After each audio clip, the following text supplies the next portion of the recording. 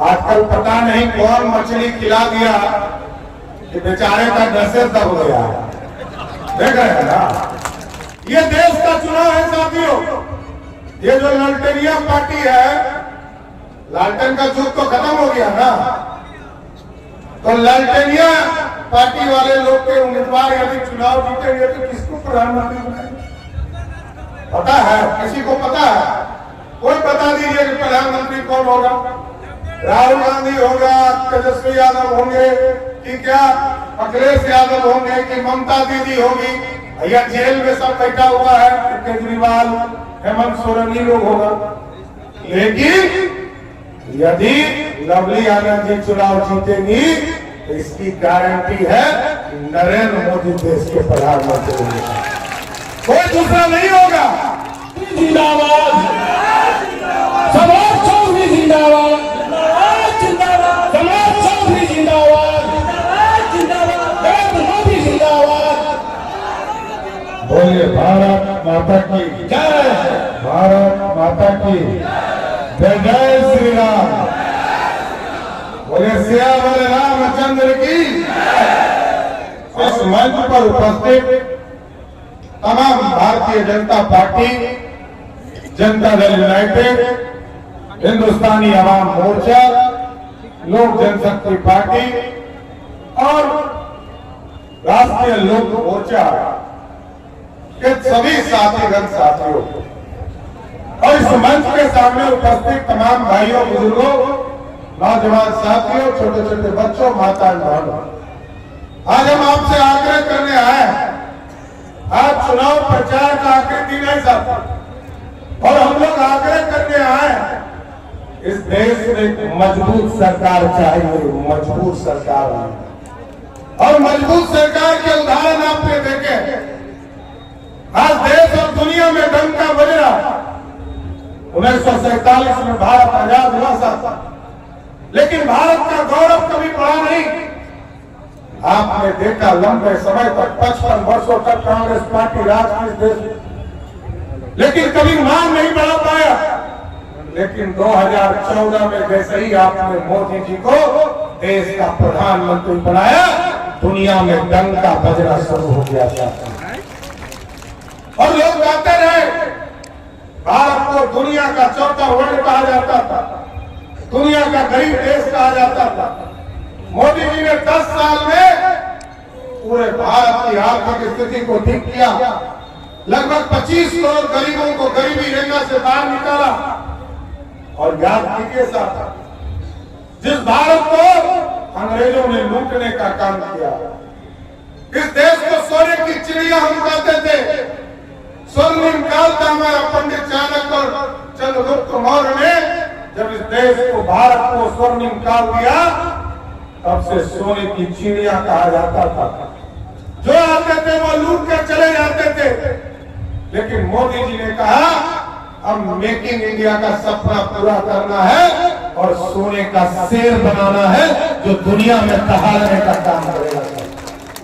आज दुनिया में आप देखते होंगे भारत कैसे बढ़ रहा, भारत की ख्याति कैसे दिख रहा। ठीक का आशा नवाज आज देश में मोदी जी की सरकार में, याद कीजिए साथियों, गरीब कल्याण के काम मोदी जी ने तय किया 2014 में कि 2018 तक पहले देश के एक एक गांव तक बिजली पहुंचाने का काम करेंगे। मोदी जी ने गांव-गांव बिजली पहुंचाया। 2017 में मोदी और नीतीश कुमार जी का समझौता हुआ और मोदी और नीतीश ने कहा हम घर घर बिजली पहुंचाने का काम करेंगे। पहुंचाने का काम हुआ कि नहीं साथियों?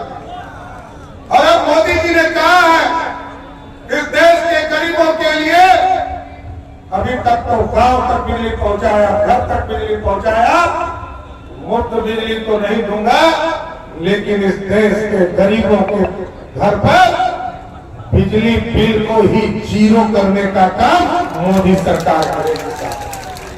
सोलर युक्त बिजली लगाकर इस देश के गरीबों की व्यवस्था को बड़ा करना। आप सोचिए इस देश में 1989 में राम मंदिर को हाइट पे ले जाने का काम विश्व हिंदू परिषद के लोगों ने किया। भाजपा के लोगों ने किया। 1996 में कॉमन मिनिमम प्रोग्राम बना, समता पार्टी और भाजपा का समझौता हुआ साथियों। तब लोअर कोर्ट लड़े, हाई कोर्ट लड़े, सुप्रीम कोर्ट लड़े, जब देश में पक्का मकान गरीबों को देने का काम मोदी सरकार कर रही थी। इस देश में 70 वर्ष की आजादी में साथियों आप जानिए, इस देश में 3 करोड़ 68 लाख लोगों को पक्का मकान मिला 70 वर्षों में।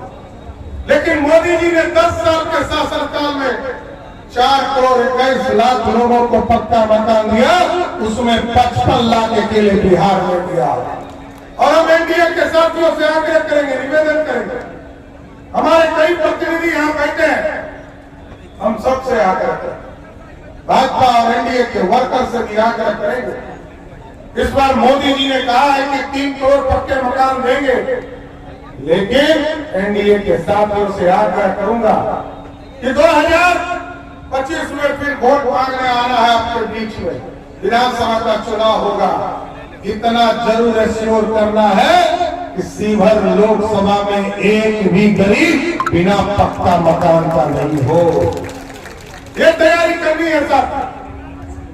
और एक गरीब को आदरणीय नीतीश कुमार जी के नेतृत्व में लगातार पक्के मकान आदरणीय मोदी जी के नेतृत्व में बनाने का काम किया।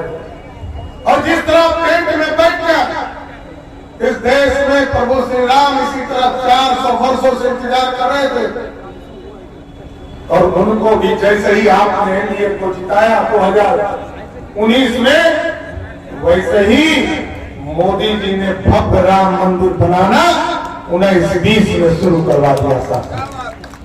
और एक साथियों स्पष्ट तौर पर बताना चाहता हूं, अभी आदरणीय अमित शाह जी आए थे सीतामढ़ी, उन्होंने साफ तौर पर कहा है उत्तर प्रदेश ने तो अपना काम कर दिया, और जिस स्थान पर प्रभु श्री राम का जन्म हुआ था वहां भव्य राम मंदिर स्थापित हो गया।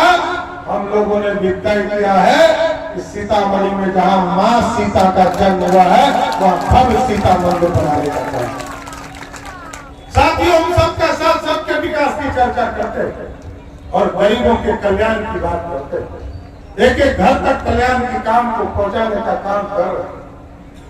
साथियों कुछ लोग आएंगे, लोग कहेंगे संविधान खतरे में, लोग कहेंगे आरक्षण खतरे में है, कोई कहेगा बैकवर्ड फॉरवर्ड हो गया। लेकिन साथियों पूछिएगा 1990 से लेकर 2005 तक बिहार में लालू जी का राज रहा, एक व्यक्ति को आरक्षण मिला क्या?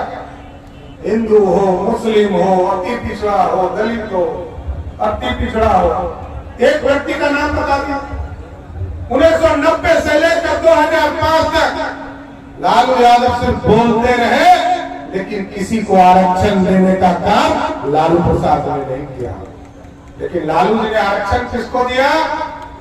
आरक्षण दिया कि मैं होऊंगा, मेरी पत्नी श्रीमती राबड़ी देवी मुख्यमंत्री होगी। और अभी शाहनवाज की चर्चा कर रहे थे केक खाने का। जब लालू जी का बेटा क्रिकेट नहीं खेल पाया और पानी ढोते रह गया, तो कहा कि अब इसको मुख्यमंत्री बना दो। और आजकल चिंतित है, आजकल पता नहीं कौन मछली खिला दिया कि बेचारे का नशे दब गया। देख रहे हैं ना, बेचारे को अभी तो उम्र भी 32-33 वर्ष होता होगा और वो व्हील चेयर पर घूम रहा है। बताइए, हम लोग का छोटा भाई, हम लोग को कामना करेंगे कि स्वस्थ रहे, लेकिन कौन मछली खिला दिया कि जाकर उसका नशे ताप दिया। यह बात सोचिए, ये हेलीकॉप्टर में ये सब हमको लगता है शराब है। ये भगवान नवरात्रों में कौन मछली खाता है? कोई खाता है? और लालू जी सावन में मटन खिला रहे हैं। अब बताइए, ये सब लगता है कि भगवान देख रहा है और भगवान देखकर अपना काम भी कर रहे हैं। लेकिन साथियों मैं यही आग्रह करूंगा, बिहार की समृद्धि के लिए बिहार को आर्थिक रूप से खड़ा करना है।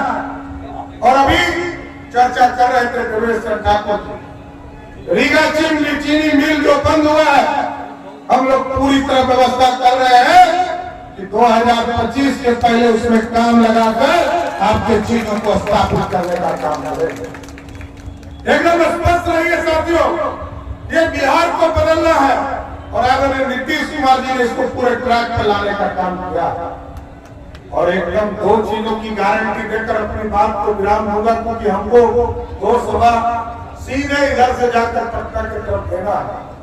हम एक चीज के लिए जरूर आग्रह करेंगे कि नौजवानों को भड़काने का प्रयास किया जा रहा है और लोगों को कहा जा रहा है कि हम रोजगार देते हैं, लेकिन हम आपको बताना चाहते हैं 1990 से लेकर 2005 तक लालू जी और राबड़ी जी बिहार के मुख्यमंत्री रहे साहब, लेकिन 1 लाख लोगों को भी नौकरी नहीं मिला।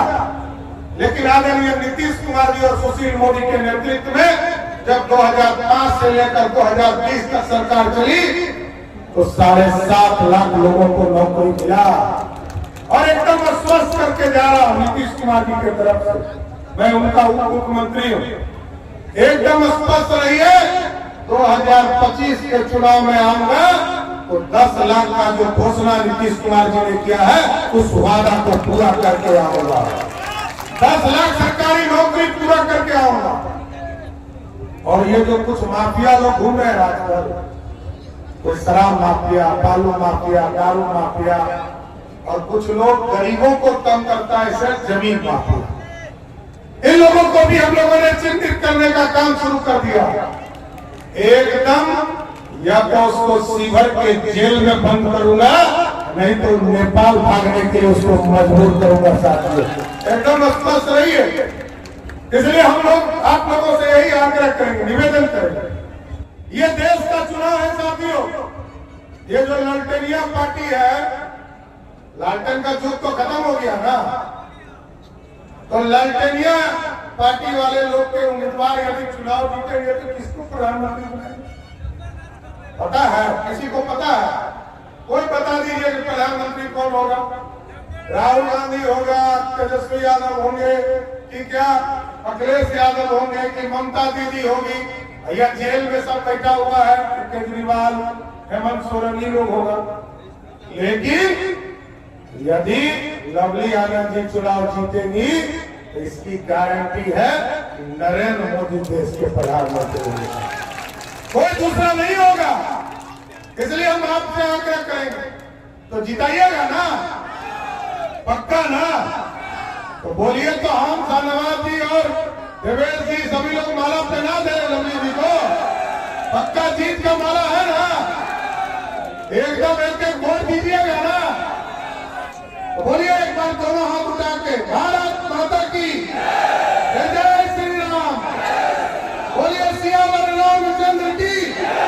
बहुत बहुत धन्यवाद। अलग से ले लो, अलग से इसका